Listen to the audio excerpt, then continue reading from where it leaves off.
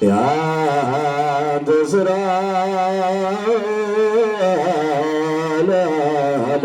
ለዓለም ይወራ። የዛሬው ዕለት የተወደዳችሁ እግዚአብሔር ቤተሰቦች የፈውስ ቀን የሚታሰብበት ቀን ነው። የምን ቀን? አዎ የፈውስ ቀን። እውነተኛ ፈውስ ነው። የድራማው አይደለም እምላችሁ። የድራማ ፈውስ አለ፣ ዝም ብሎ ለድራማ የሚሰራ።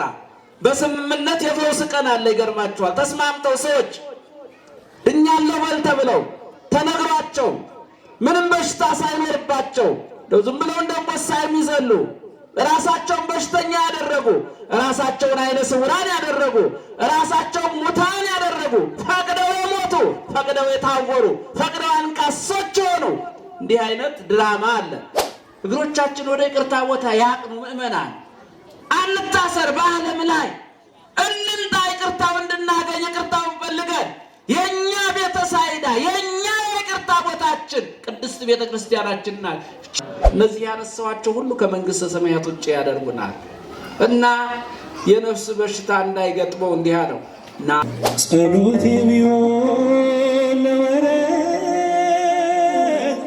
ጎዶሎ ቢሆን የኔ እምነት ባረከኝ እኔን ያንተ ሥራ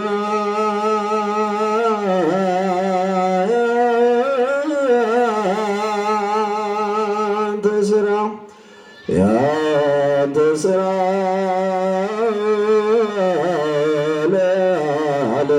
ለዓለም ይወራ። ያንተ ሥራ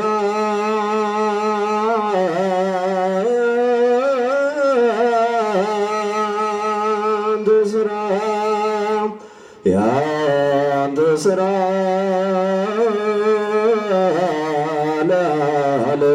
ለዓለም ይወራ። በዮሐንስ ወንጌል በምዕራፍ 5 መጻጉዕ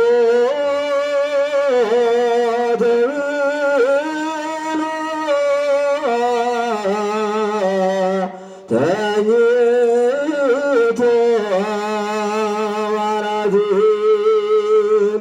ዘመን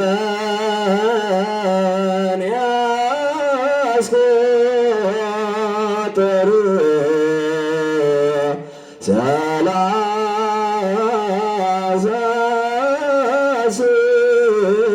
38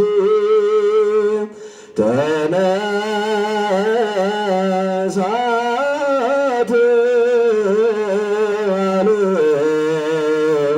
አገኘ ምሕረት። ያንተ ሥራ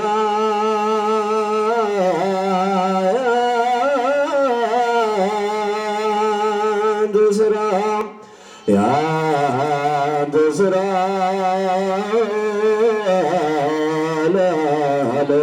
ለዓለም ይወራ። ሰውነት ወድቆ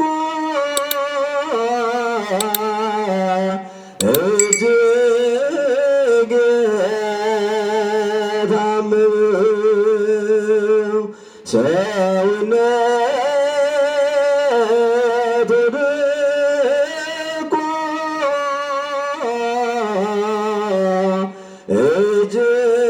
እጅግ ታመመው በእርሱ ድንቅ ሥራ አልጋ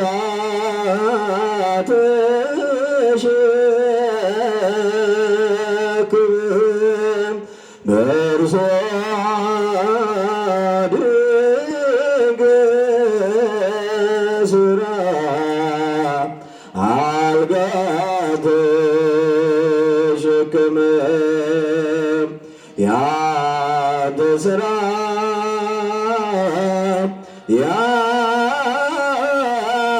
ያንተ ሥራ ያንተ ሥራ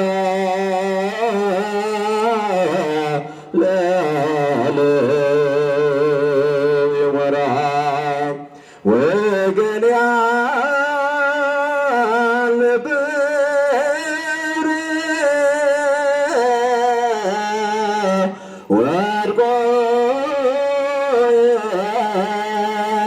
የተረሳ ወገን ያልነበር ወድቆ የተረሳ ምሕረት አገኘና በድንገት ተነሳ። ምሕረት አገኘና በድንገት ተነሳ። ያንተ ሥራ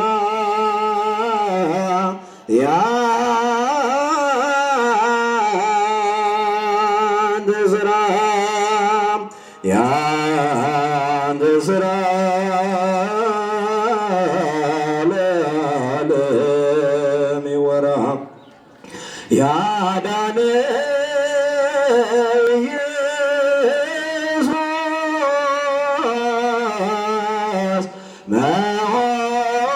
መሆኑን ሲናገር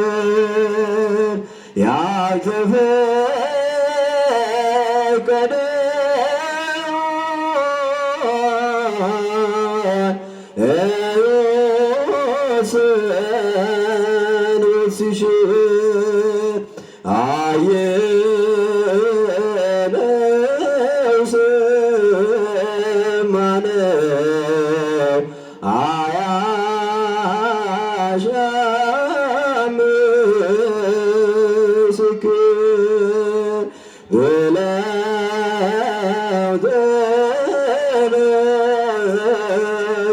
ተነሱበት በጠማማ ምክር። ያንተ ሥራ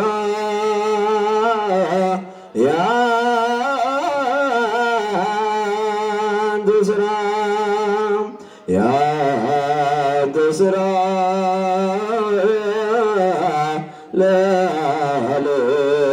ለዓለም ይወራ። ያንተ ሥራ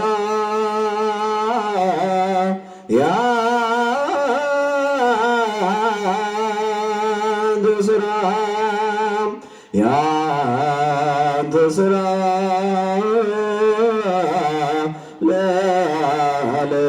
ለዓለም ይወራ። በስመ አብ ወወልድ ወመንፈስ ቅዱስ አሐዱ አምላክ።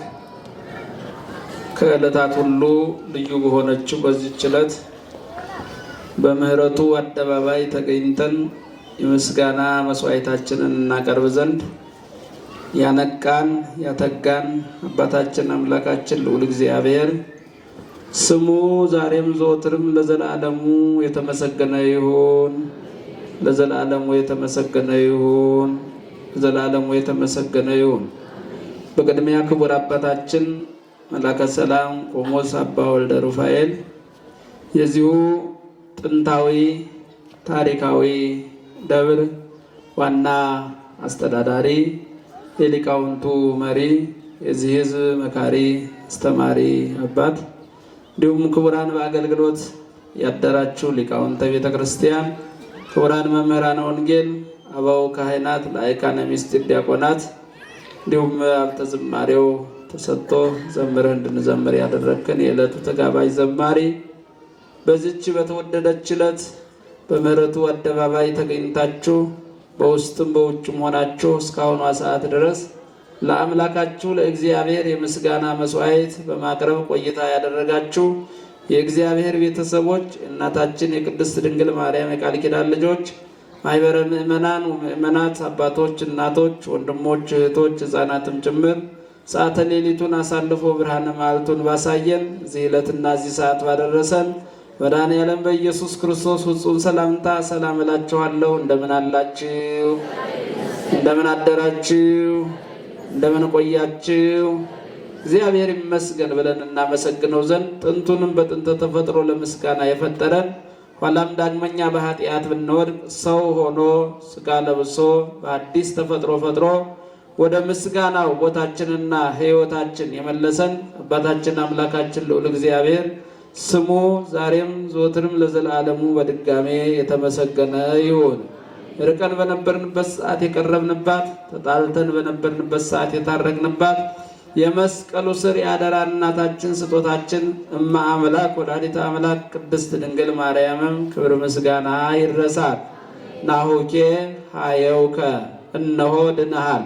ለእግዚአብሔር አምላካችን መልካም ፈቃድ የዕለቱን ትምህርተ ወንጌል ይህንን ቅዱስ ቃል መነሻ በማድረግ እንማማራለን። እግዚአብሔር መንፈስ ቅዱስ የሚገባንን እና የሚገባንን ነገር እንዲያስተምረን ቅዱስ ፈቃዱ ይሁንልን። እነሆ ድነሃል በሉ እስቲ ሁላችሁም። ብዙ ሰው ነው ያለው፣ ድምፁ ግን አነስ ብሏል። እነሆ በሉ እስቲ ድነሃል። ምን ብለሃል? አዎ፣ በዚህ ቃል ነው የምንነጋገረው። እንግዲህ በቅዳሴው ላይ የተነበበልን ቅዱስ ወንጌል ነው መነሻ አድርገን የምንነጋገረው። የማን ወንጌል ነው የተነበበው? የማን ወንጌል ነው? እግዚአብሔር ንገሩኝ፣ የማን ወንጌል ነው? በደንብ ድምፅ እፈልጋለሁ። የማን ወንጌል? ኦረ ጉድ ፈላ።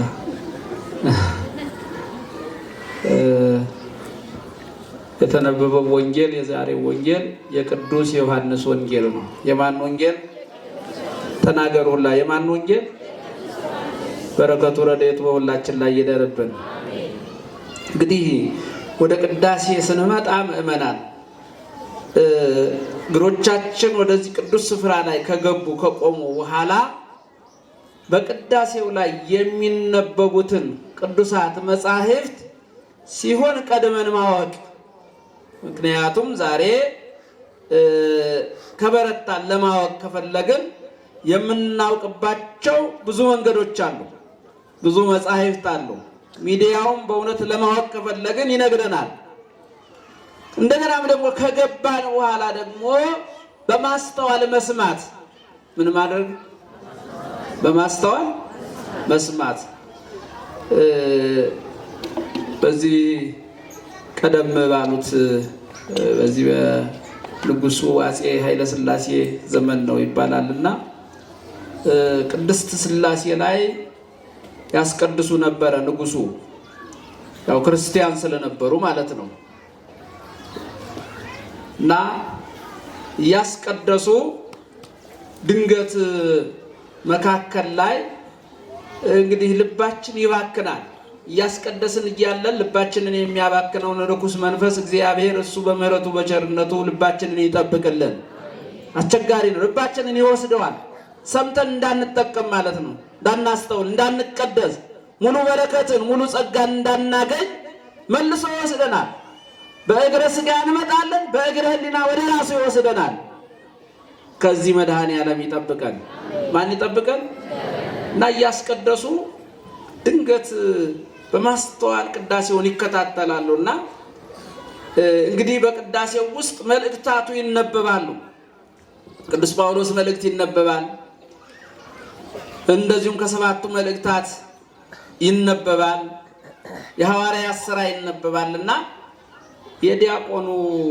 ዲያቆኑ ያነበበው የመጀመሪያው ዲያቆን ሰራዩ ዲያቆን ያነበበውን ሳይሰሙት ያልፋቸዋል ንጉሱ። ከዚህ በኋላ አስተዳዳሪውን ይጠሩና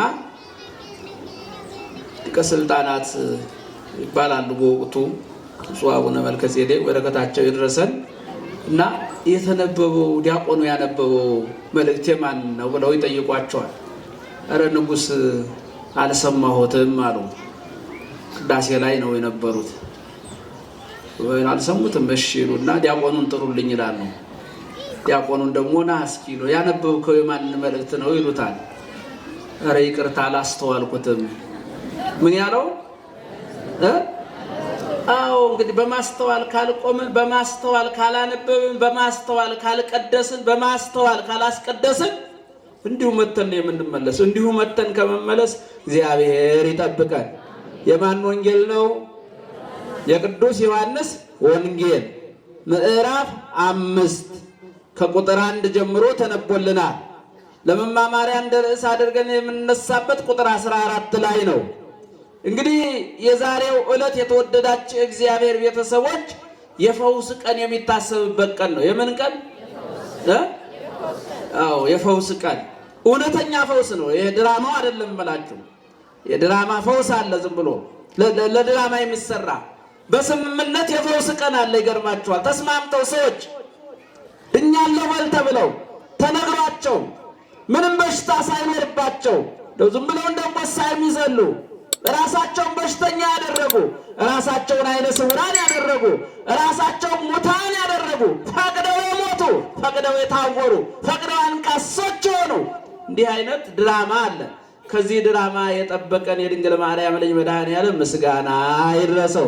እቺ ቤተክርስቲያን እውነተኛው ፈዋሽ ክርስቶስ ያለባት፣ የሚመለክባት፣ የሚመሰገንባት፣ ቃሉ የሚነገርባት፣ እውነተኛው ፈውስ በጸበሉ፣ በእምነቱ፣ በቃሉ፣ በወንጌሉ፣ በኪዳኑ የሚደረግባት የሚፈጸምባት ቤተክርስቲያን ናት። ከዚህ ቤተክርስቲያን እንዳንወጣ ቸርነቱ ይጠብቀን። ታዲያ ይቺ ቤተክርስቲያን እያንዳንዱን ነገር የምታስብበት ወቅትና ጊዜ አላት። እነሆ ታላቁን ጾማችንን ከጀመርን 4ኛው ሳምንት ላይ ደርሰናል። እግዚአብሔር የተመሰገነ ይሁን። ስንተኛው ሳምንት? 4ኛው ሳምንት። እያለቀብን ነው አይደለም? አላለቀም? አሁን ይገርማችሁ፣ ነፍስ እየበረታች ነው። ነፍስ ስጋ የስጋ ፈቃድ እየደከመ ነው። የነፍስ ፈቃድ እየበረታ ነው። መልአካዊ ጠባያችን እየበረታ ነው። አቤት ብንጨምርበት እንዴት እየተቀደሰ እንዴት ቅድስናችን ጽድቃችን እያደገ ይሄድ መሰላችሁ። በቤተክርስቲያናችን ቅዱሳን የምንላቸው ምድር ለቀው በአየር ላይ መሄድ የተቻላቸው ቅዱሳን ብዙ ቅዱሳን አሉ።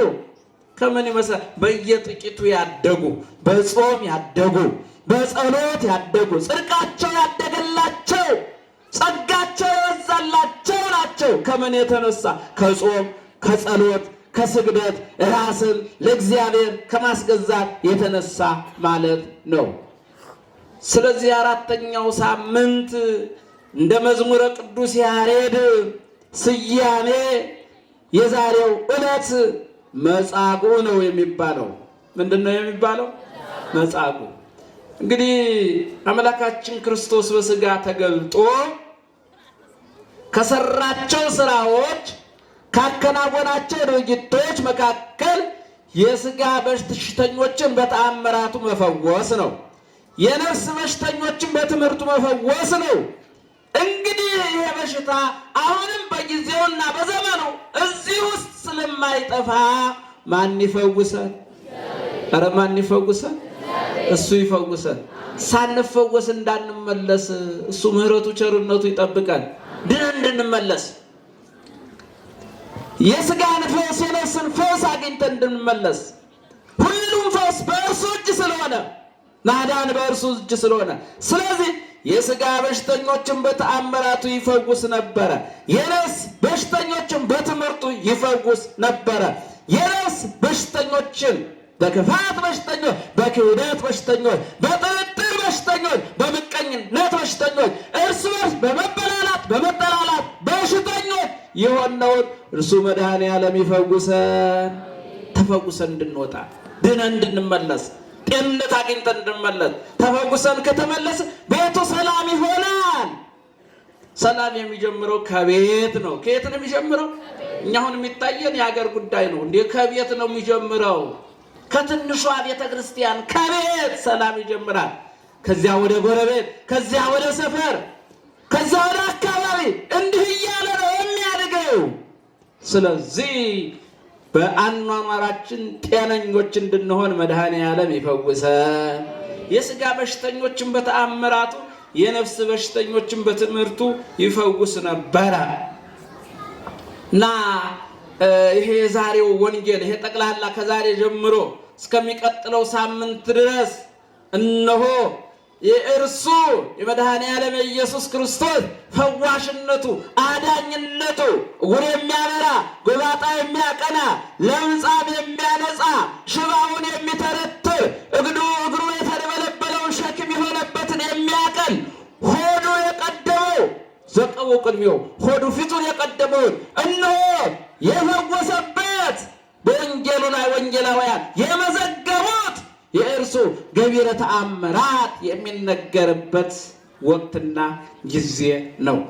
ታዲያ የዛሬው ዕለተ እሁድን ቅድሚያ የያዘው በዚህ በዮሐንስ ወንጌል ምዕራፍ 5 ላይ ለ38 ዓመት ሙሉ የደዌ ዳኛ የአልጋ ቁራኛ የሆነ በሽተኛ ነው። እግዚአብሔር ከዚህ ይሰውረን። እንኳን የ38 የአንድ ቀን በሽታ ከባድ ነው። የ8 ቀን በሽታ ከባድ ነው። አስቸጋሪ ነው። ለቤተሰብ ፈተና ነው። ለአባት ለእናት ፈተና ነው። ለልጅ ፈተና ነው። ለወገን ፈተና ነው። እግዚአብሔር ከዚህ ይሰውረን። በእውነት እግዚአብሔር ይረዶ ውስጥ አራተ ሕማሙ ነው የሚለው በዚህ በመዝሙረ ዳዊት የተሰበከው ምስማኬን ነው የሚያጠይቀው። መዝሙረ ዳዊት መዝሙር 40 ላይ እግዚአብሔር በደዌ ዳኛ በአልጋ ቁራኛ ላይ ያለውን ሰው ይረዳዋል። ወይመይጥ ሎቱ ኩሎ ምስካሬሆም ደዌውን አርቆ ፍጹም ጤንነቱን ይመልስለታል። የምታውቋቸውን በየሆስፒታሉ በየመንደሩ በየሰፈሩ የተኙትን መጻጉዕን የጎበኘ መድኃኔዓለም እርሱ በምህረቱ በቸርነቱ ይጎብኝልን። በጣም ከባድ ነው የደዌ ዳኛ መሆን፣ ጤንነት መጉደል፣ ሰው እንደ ልቡ መስራት መንቀሳቀስ ሲችል በበሽታ ሲታሰር ከባድ ነው። ይህም ሰው ለ38 ዓመት ሙሉ በሽታ ባልደረባው የሆነ ከአልጋ ላይ አጣውቆ የሚያኖረው ከዚህ የተነሳም ሰው ስለሌለው በወቅቱ በኢየሩሳሌም በነበረው የመጠመቂያ ስፍራ እነሆ እዚያች አንድ ቀን ተጠምቄ ድናለሁ ብሎ ቤተሳይዳ በተባለች መጠመቂያ ስፍራ ላይ እግዚአብሔርን ደጅ ጠና ነበር። ፈውስ ደጅ ጠና ነበር። መዳንን ደጅ ጠና ነበር። አንድ ቀን ከዚህ ከአልጋዬ ላይ ተነስቼ ጤንነት አግኝቼ ወደ መንደር መለሳለሁ፣ ወደ ሰፈር መለሳለሁ፣ እንደ ሰው ቆሜ እሄዳለሁ፣ እንቀሳቀሳለሁ ብሎ እግዚአብሔርን ደጅ ጠና ነበር። ማን ደጅ ጠና ነበር? እግዚአብሔርን ደጅ የሚጠኑ፣ ሆስፒታሉን ደጅ የሚጠኑ፣ የጸበል ስፍራው ላይ ደጅ የሚጠኑትን እሱ በምህረቱ በቸርነቱ ያስብልን። እሱ ካልጎበኘ ሆስፒታሉን ደጅ ቢጠና፣ ፕሮፌሰሩም ዶክተሩም ደጅ ቢጠና፣ ጸበሉን ስፍራ ላይ ደጅ ቢጠና ከባድ ነው። የእግዚአብሔር ቤተሰቦች እሱ ሲጎበኝ ነው ፈውስ የሚገኝ ድህነት የሚገኘው። ስለዚህ ደጅ ጠና ነበረ እና ታዲያ ይሄ ሥጋ በሽተኞችን በተአምራቱ የነፍስ በሽተኞችን በትምህርቱ የሚፈውሰው ጌታ መድኃኔዓለም ኢየሱስ ክርስቶስ ሰው በማጣት እዚያች በቤተሳይዳ መጠመቂያ ላይ ደጅ ጠና ወደዚያች ቤተሳይል የይቅርታ ቦታ። ቤተሳይዳ ማለት የይቅርታ ቦታ ማለት ነው። የምን ቦታ ምእመናን? የይቅርታ ቦታ ቤተሳይል ይላታል። የይቅርታ ቦታ እዚያ ላይ ነው ደጅ የሚጠናው። ወደዚያች የይቅርታ ቦታ ይቅር ባዩ መድኃኔዓለም ኢየሱስ ክርስቶስ ጎራ ቅዳሜ ቀን እዚያች ወደ ይቅርታዋ ቦታ እግሮቻችን ወደ ይቅርታ ቦታ ያቅኑ። ምእመናን አንታሰር፣ በዓለም ላይ እንምጣ፣ ይቅርታው እንድናገኝ ይቅርታው ፈልገን የኛ ቤተሳይዳ የኛ የይቅርታ ቦታችን ቅድስት ቤተክርስቲያናችን ናት። እቺን ቦታ እቺን ስፍራ የሰጠን መድኃኔዓለም ምስጋና ይድረሰው። እግዚአብሔርን ይቅርታ የምናገኝባት፣ ፈውስ የምናገኝባት፣ ከስጋም ከነፍስም በሽታ የምንድንባት፣ የምናርፍባት፣ ሰላም የምናገኝባት፣ የምንጽናናባት፣ አስቀድሰን የምንቀደስባት፣ የምንባረክባት ናት ወንጌሉን የምንሰማባት ቤተ ሳይዳ ቅድስት ቤተ ክርስቲያን። ቤተ ሳይዳ ማናት? ቅድስት ቤተ ክርስቲያን ናት። እና እዚያ ስፍራ ላይ ደጅ ጠና ነበር። ምክንያቱም አንድ ክንውን አለ። ይህም ክንውን እዚያች ጸበሏ ስፍራ ላይ የእግዚአብሔር መልአክ ይወርዳል። የማን መልአክ ይወርዳል? እግዚአብሔር መልአክ ይወርዳል። ውሃውን ያነዋውጠዋል፣ ጠበሉን ያነዋውጠዋል። በዚያን ሰዓት ቀድሞ የገባ ሰው ይድናል። አንድ ሰው ነው የሚፈወሰው። ስንት ሰው ነው? አንድ ሰው ነው የሚፈወሰው። እንግዲህ መልአኩ እዚያ ላይ መውረዱ ውሃውን ለመቀደስ ለቅዱስ ተመያት ይላሉ። ውሃውን ለመቀደስ መስዋዕትን ለማሳረግ ብለው መተርጉማ ነው። ሰፊ የሆነ ትርጓሜ ሀተታ ይሰጡታል። አንድ በሽተኛ መፈወሱ በኦሪቱ በብሉይ ኪዳኑ ፍጹም ድህነት እንደሌለ ለማስረዳት ፍጹም ድህነት እንደሌለ ለማስረዳትና ለማጠየቅ፣ አንድ ድውይ መፈወሱ በራሱ ሰዎች ተስፋ ቆርጠው እንዳይኖሩ ድህነት እንዳለ ፍጹም ድህነቱ እስኪመጣ ድረስ ሰዎች ድህነትን እየጠበቁ እንዲኖሩ ለማድረግ የሚከናወን ድርጊት እንደነበረ መተርጉማነ መጻሕፍት ተርጉመው አስቀምጠውታል። ስለዚህ እዚያ ስፍራ ላይ ኢየሱስ ክርስቶስ ቅዳሜ ቀን ቤተ ሳይዳ ላይ ተገኘ። ይህ ሰው ከአልጋ ላይ ተጣብቋል። ከበሽታ ጋር ነው የሚኖረው። ጠጋ አለና አንተ ተፈቅድኑ ትየው ልትድን ትወዳለህን አለው። ከቃሉ ጋር ናችሁ ምእመን? ምን አለው? ልትድን ትወዳለህ? ደህና ወደ ቤተሰቦች መመለስ ትፈልጋለህ? ምንድነው ትወዳለህ አለና ጠየቀው ነው የሚለው። እንዴ መዳን እንደሚፈልግ ያውቅ የለም ለምን ጠየቀው የሚሉ መተርጉማኑ በደንብ አድርገው ያትቱታል። አዎ ያውቃል። እግዚአብሔር ግን ሲያድን አስወድዶ ነው። ምን ብሎ ነው አልኳችሁ? አስወድዶ ነው፣ አስፈቅዶ ነው። የነጻነት አምላክ ነው። የሰውን ነጻነት አይጋፋም። ምርጫው ለመዳን ምርጫው እጃችን ላይ ነው ያለው ምእመናን። ሲኦልን ለመምረጥ መብቱ አለን። መንግስተ ሰማያትን ለመምረጥ መብቱ አለን። የዘላለም ሕይወትን ለመምረጥ መብቱ አለን። የዘላለም ሞትን ለመምረጥ መብቱ አለን። መከራውን ለመምረጥ መብቱ አለን። ደስታውን ለመምረጥ መብቱ አለን። ስለዚህ መከራውን ሳይሆን ደስታውን፣ የዘላለም ሞትን ሳይሆን የዘላለም ሕይወትን የምንመርጥበት አስተዋይ ልቡና ለሁላችንም እግዚአብሔር አምላካችን ያድለ። እግዚአብሔር አስገድዶ አያጸድቅህም። ወደ ፈቅደህ በተሰጠህ አይምሮ ተጠቅመህ ለይተህ ሞትና ሕይወቱ የሞቱን መንገድና የሕይወቱን መንገድ የመለያ አይምሮ እውቀት አስተዋይነት አለ። በዚያ ነው። ስለዚህ አስፈቅዶ ለማድረግ ነው። ያለ ፈቃዱ ቢፈውሰው እኔ ምን ላድርግ ብሎ ያው አጨራረሳለሁ የመጻጉዕ ያን ስለሚያደርግ ጠየቀው። ከዚህ በኋላ እሱ ደግሞ ምን አለ? እንዴ መዳንማ እፈልጋለሁ ግን ሰው የለኝም አለ። ምን የለኝም? እንግዲህ አንደኛ ኢየሱስ ክርስቶስ የ30 ዓመት ጎልማሳ ነው።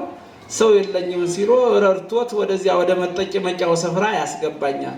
ወይም ደግሞ ባይሆን እንኳን ብዙ ሰው ይከተለው ስለነበረ ከነዚያ ከሚከተሉት በሉ ዛሬ አድራችሁ ይሄን ሰው ነገ ቶሎ ብላችሁ አስገብታችሁ እዚህ ጸበሉ አስጠምቃችሁ ድኖ እንዲመለስ ብሎ ያዝልኛል ነው የሱ ሐሳብ።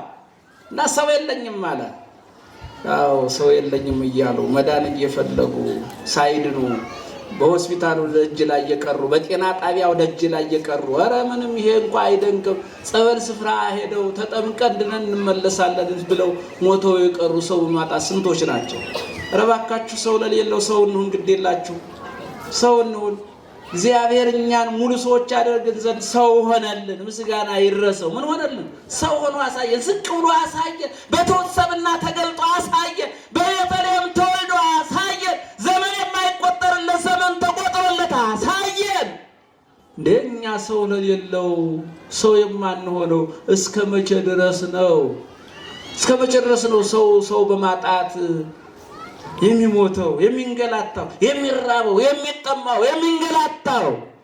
ኢትዮጵያውያን የቅድስት ኦርቶዶክሳዊት ተዋሕዶ የቤተ ክርስቲያን ልጆች በክርስቶስ ክርስቲያን የተሰኛችሁ ባካችሁ በዚህን ዘመን የናንተም በደረስንበት በዚህ ዘመን የሰው ያለህ እያሉ ሰው በማጣት በረሃብ የሚንገላቱ፣ በጥማት የሚንገላቱ፣ ጤንነት በማጣት የሚንገላቱ፣ በየሆስፒታሉ የሚንገላቱ፣ በጤና ጣቢያ የሚንገላቱ፣ በጸበሉ ስፍራ የሚንገላቱ ብዙዎች ስለሆኑ ሰው ለሌላቸው ሰው እንድንሆን የእርሱን ልብ የክርስቶስን ልብ ለሁላችንም ያድለን። ሰው የለኝም አለ ነው ችግር ይሄ ነው አለው። እሱ የፈለገው እዚያ ጸበሉ ስፍራ እንዲያስገባው ነው። ግን በቃሉ የሚፈውሰው ጌታ ምን አለው? ታንስ ነሳ አራተከ ወሁር ቤተከ ለ38 ዓመት የተኛህባትን ይችን አልጋህን ተሸከምና ወደ ቤትህ ግባ አለው። ወዴት ግባ ነው? ደስ አይልም? እንዴት ደስ ይላል! የተሸከመውና እሱ ሌላ ነው የጠበቀው። ይህን የተሸከመችን አልጋ በተራ ተሸከማትና ወደ ቤትህ ግባ ነው። ወዲያው በድግ አደረገና ትከሻው ላይ ከፍ አድርጎ ተሸክሞ እየዘለለ ያለምንም ጠባሳ ያለምንም እትራት ያለምንም መንቀጥቀጥ እንዴ! አንድ ቀን የተኛ ሰው እኮ ለመቆም ይቸገራል። አይደለም 38 ዓመት በጣም ስንት አገግሞ ስንት መከራ አይቶ ነው ለመቆም። እሱ ግን ጊዜ ያልፈጀበትም። ምክንያቱም ሰማይና ምድርን በቃሉ ያጸናው ጌታ ነው የተናገረው። ውሃን በምድር ላይ ያጸናው ጌታ ነው የተናገረው። ስለዚህ ተነስና አልጋህን ተሸክመ ሂድ ሲለው ተነስቶ አልጋውን ተሸክሞ ከዚያ ከቤተ ሳይዳ መጠመቂያ በኢየሩሳሌም አደባባይ ላይ ተመላለሰ። ፈውስን አገኘ፣ ድህነትን አገኘ ይላል። ይሄ ጌታ መድኃኒዓለም ሁላችንንም ይፈውሰን። እንደው በትከሻችንም ላይ በዓይናችንም ላይ በጆሮአችንም ላይ እንደው በጠቅላላ በማናውቀው ላይ ተጣብቆን ያለውን ደዌ እንዲህ በቃሉ ያረቀልን። ብዙዎቻችን ተሸክፈን የምንኖረው ደዌ አለ። ከዕለታት በአንድ አቤት ቀን ነው እኮ የሚጠብቅልኝ የምንለው ደዌ አለ። ተንገላተን በየሆስፒታል መፍትሄ ያላገኘንለት የራስ ምታቱ የሆድ ቁርጠቱ ረስንቱ በዚህ ዘመን የሌለ የበሽታ አይነት የለም። ስለዚህ እርሱ ደግሞ ያንን በቃል መፈወስ ይቻለዋል፣ ማዳን ይቻለዋልና መጻጉዕን የፈወሰ ጌታ መድኃኒዓለም ኢየሱስ ክርስቶስ ሁላችንንም ደዌ ስጋችንንም ደዌ ነፍሳችንንም ይፈውሰን። ሄደ። ቀኑ ቅዳሜ ነበረ። ልክ ተሸክሞ ሲሄድ አይሁድ መንገድ ላይ ጠበቁት። እንኳን አልጋህን ተሸክመ ለመሄድ እንኳን ተኝተህ ከኖርክበት የጸበል ስፍራ ዛሬ ጤንነት አግኝተህ በዚህ አደባባይ ለመመላለስ አበቃህ አይደለም ያሉት። እንደ ትራፊክ ቆሙና አንተ ቆይ ቁም፣ በዚህ በሰንበት ቀን አልጋህን ተሸክመ እንድትሄድ ማን ነው የፈቀደልህ አሉት። ትክክለኛ ጥያቄ ነው፣ በጎ የሆነ ጥያቄ ነው። እኔ ያዳነኝ አልጋህን ተሸክመ ሄድ አለኝ አለ። እሱ ደግሞ ሲመልስላቸው እርሱ ማን ነው አሉት። አይ የዳነው ይላል እዚህ። ምክንያቱም እሱ ተነስቶ አልጋውን ተሸክሞ ነው የሄደውና በደንብ አላስተዋለውም እና የዳነው ይላል። ያዳነውን አላወቀም ነበር ነው የሚለው። አላወቀም ነበር ይላል።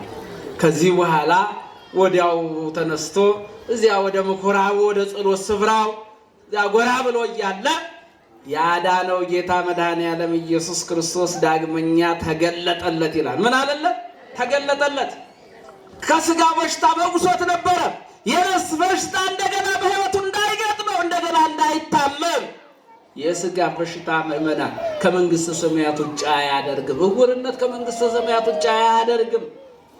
የስጋ መጉደል መታመም ከገነት ከመንግስተ ሰማያት ከዘላለም ሕይወት ውጭ አያደርግም። ትልቁ የነፍስ በሽታ ነው።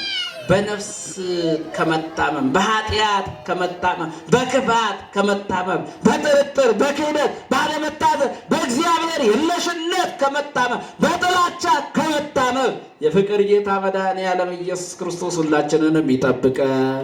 እነዚህ ያነሳኋቸው ሁሉ ከመንግስተ ሰማያት ውጭ ያደርጉናል እና የነፍስ በሽታ እንዳይገጥመው እንዲህ አለው፣ ናሁኬ ሀየውከ እነሆ ዛሬ ድነሃል አለው። ምን ብለሃል አለው? ምን ብለሃል አለው? እነሆ ድነሃል። ምእመናን ድነናል። ስጋው ተቆርሶልናል፣ ማየገቦ ተቀርቶልናል፣ ደሙ ፈሶልናል። በማየገቦ ተጠምቀን የእርሱ ልጆች ሆነናል። ክርስቲያኖች ነን። የምንሄድበትን የድህነት መንገድ አግኝተነዋል፣ ተቀብለነዋል። ተስፋችን የዘላለም ሕይወት ገነት መንግሥተ ሰማያት ናት። የምንድንበት መስመር ይሄ ነው። ግን የዳነውን ድህነት የመጠበቅ ኃላፊነት አለብን። እየሰማችሁ ነው? ድህነታችንን መጠበቅ፣ መንከባከብ፣ ድህነታችን ችግር እንዳይገጥመው፣ ደቅ እንዳያገኘው፣ ጥርጥር እንዳያገኘው፣ ስህተት እንዳያገኘው፣ ውድቀት እንዳያገኘው መጠበቅ። ለዚያ እኮ ነው ድህነታችንን በምንሰማባት፣ ድህነታችን በሚጠበቅባት፣ ድህነታችን በሚፈጸምባት በዚህ ቅድስት ኦርቶዶክሳዊት ተዋሕዶ ቤተክርስቲያናችን ዕለት ዕለት እየተገኘ ነገር እግዚአብሔርን እየሰማን ወንጌሉን እየሰማን በመስቀሉ እየተባረከ በኃጢአት የወደቅን ንስሐ እየተነሳ ሥጋውን እየበላ ደሙን እየጠጣን የምንኖረው የተፈጸመልንን ድህነት ለመጠበቅ ነው። ድህነታችንን እንድንጠብቅ እሱ ምሕረቱን ቸርነቱን ያበዛልን። አሁን አንዳንድ ወጣ ስትሉ ድንሃል በቃ ከዚህ በኋላ ይሏቸዋል። ድህነቱ ግን መጠበቅ ያስፈልገዋል። ድህነቱ በጾም፣ ድህነቱ በጸሎት፣ ድህነቱ በስግደት፣ ድህነቱ በንስሐ፣ ድህነቱ ነገር እግዚአብሔርን በመጠበቅ መጠበቅ ያስፈልገዋል። ድንሃል ከዚህ በኋላ ጾም ያስፈልግ፣ ጸሎት፣ ስግደት ያስፈልግ፣ መንገላታት ነው፣ መልካም ነው ይሏቸዋል። እንሆ ድንሃል ውቂት አብስ ወምዝዘ ያኪ ይርከብከ ከዚህ በኋላ የባሰ ነገር እንዳያገኝ ደግመ ኃጢአት አትስራ። ምን አትስራ? ምን አትስራ? የቤተ ክርስቲያን አስተምህሮ ይሄ ነው። የቤተ ክርስቲያን አስተምህሮ የክርስቶስ አስተምህሮ ነው። ድነሃል፣ አለቀ። ኃጢአት እንዲያው አንድ ወድቋል፣ በቃ ተባስቶልሃል። ከዚህ በኋላ የምትጠብቅህ ገነት ናት ወለል ብላ፣ መንግሥተ ሰማያት ናት ወለል ብላ ብላ ቤተ ክርስቲያን አታስተምርም። የምትጠብቀው ነገር አለ። የዳንከውን ድህነት፣ የተከፈለልህን ዋጋ፣ የተሰጠህን ጸጋ መጠቀም ያስፈልጋል። በኃጢአት ብትሆን በንስሐ መነሳት፣ ሥጋውን መብላት፣ ደሙን መጠጣት፣ ራስን ከገቢረ ኃጢአት መጠበቅ ያስፈልጋል። እነሆ ድነሃል፣ ዳግመኛ ኃጢአት እንዳትሰራ፣ እነሆ ደግመህ እንዳትበድል የሚል አምላካችን ክርስቶስ ስለዚህ ሰው ትምህርት ሰጠው ነው የሚለው። እንግዲህ ምዕመናን ጠቅለል ስናደርገው ይሄ ዕለተ ሰንበት የፈውሱ ቀን የሚታሰብበት ዕለት ነው። ነገረ ድህነታችን በምልአትና በስፋት የሚነገርበት ዕለት ነው።